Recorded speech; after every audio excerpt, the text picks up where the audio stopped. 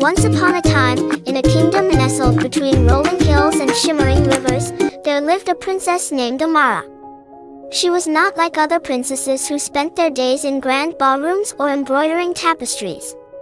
No, Amara was curious, adventurous, and always seeking something more. She often wandered the cobblestone streets of the kingdom, her golden hair hidden beneath a simple cloak, eager to learn about the world beyond the castle walls. One day, as she explored the bustling marketplace, she stumbled upon a small, unassuming shop tucked between a baker's stall and a blacksmith's forge. The sign above the door read, "Elias the Clockmaker, Keeper of Time." Intrigued, Amara pushed open the creaky door and stepped inside. The shop was a wonderland of ticking clocks, whirring gears, and shimmering pendulums. Every surface was covered with timepieces of all shapes and sizes, grandfather clocks with intricate carvings, pocket watches with delicate engravings, and even tiny clocks no larger than a thimble. In the center of it all stood Elias, a kind-eyed man with silver hair and hands stained with oil. He looked up from his workbench and smiled at the princess. "Welcome," he said. "What brings you to my humble shop?" Amara, enchanted by the magic of the place, replied, "I've never seen anything like this before. Tell me, how do you make these clocks?" And so began an unlikely friendship between a princess and a clockmaker, a friendship that would change the fate of the kingdom forever. As the days turned into weeks, Amara visited Elias's shop whenever she could. She watched in awe as he crafted his clocks, his hands moving with precision and care. One day, Elias revealed a secret he had been keeping for years. "Amara," he said, "I have been working on something extraordinary, a clock unlike any other. It is not just a timekeeper, it is a time controller." Amara's eyes widened. "What do you mean?" Elias led her to a hidden room at the back of the shop. There, on a pedestal, stood the most magnificent clock she had ever seen. It was made of gleaming brass and gold, with gears that sparkled like stars and a pendulum that swung with a soft, melodic hum. "This clock," Elias explained, "has the power to control time itself. It can slow it down, speed it up, or even stop it altogether. But it must be used wisely, for time is a delicate thing." Amara was both amazed and wary. "Why have you made such a thing?" Elias sighed. "I created it to protect the kingdom. There are forces in this world, dark forces, that seek to disrupt the balance of time. This clock is our safeguard."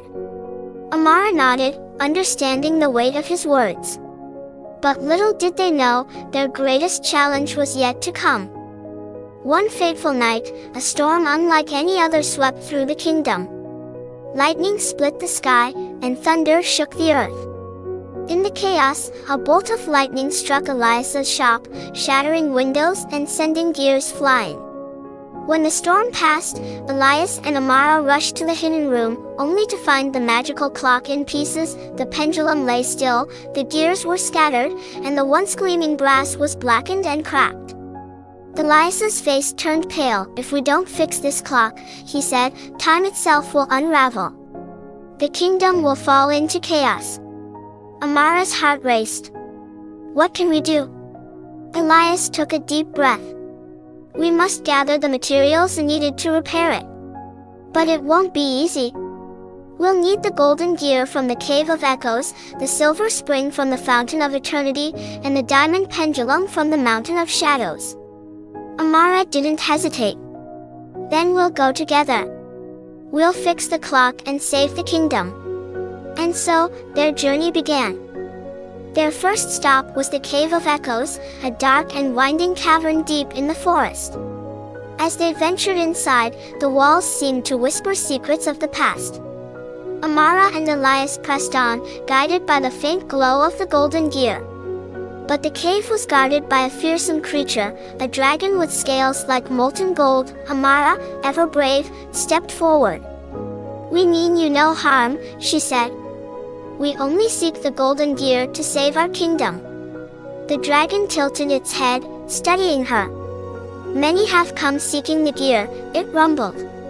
"But none have proven worthy. What makes you different?" Amara thought for a moment. I am not here for power or glory. I am here because I care for my people. If the clock is not fixed, they will suffer. The dragon's eyes softened. Your heart is true, it said. Take the gear, and may it serve you well. With the golden gear in hand, they set off for the Fountain of Eternity. The fountain was located in a hidden glade, its waters shimmering like liquid silver. But as they approached, they were confronted by a guardian, a spirit in the form of a majestic stag. The silver spring is not given lightly, the stag said. To claim it, you must prove your wisdom. Elias stepped forward. Ask your question, he said. The stag's eyes glowed. What is the most precious thing in the world? Elias thought carefully.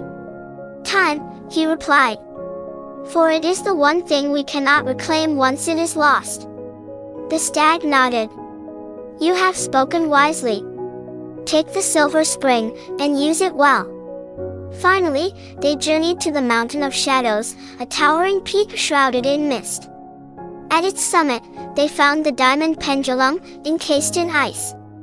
But as they reached for it, the mountain began to tremble, and a shadowy figure emerged, a wraith with eyes like burning coals. You dare to take what is mine? It hissed. Amara stood tall. We do not take it for ourselves, she said. We take it to save our kingdom. If time unravels, all will suffer, even you. The wraith hesitated, then let out a chilling laugh. Very well. Take the pendulum. But know this, time is a fragile thing. Use it wisely. With all the pieces gathered, Amara and Elias returned to the shop. Working together, they repaired the magical clock, their hands moving in perfect harmony. As the final gear clicked into place, the clock began to tick once more, its pendulum swinging with a steady, reassuring rhythm. The kingdom was saved. Time flowed as it should, and the people went about their lives, unaware of the danger that had been averted. The ending. Amara and Elias stood in the shop, watching the clock with pride. We did it, Amara said, a smile spreading across her face. Elias nodded.